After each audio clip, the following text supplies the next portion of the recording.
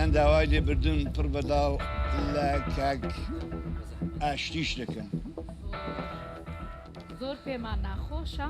ئەو سەیانەی دیکە کە ماونەوە ئیتر نازام چۆنی حەل دەکەن. قسە دەکەی لەسەریە.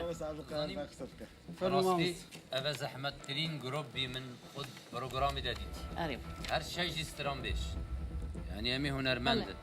منادیت ئێکە تونەوی هاتی خارێ و منادیت ڕتمانی قاع بەردایی بەرندێ بوومە بخۆ gelek زەحمەتە ئەزمان مامۆستایی و مدگوتێ ئەمی جارە ئێک دەردکەوت بلاو جارە سێبن مەجبورن سیا دەرێخن سیا قبیل بکن چیکی سێدیشی دەنگێتوان gelek ڕاستی چبکن کاکە زەحمەتە نسبەتەکان قسە بکەین باشە.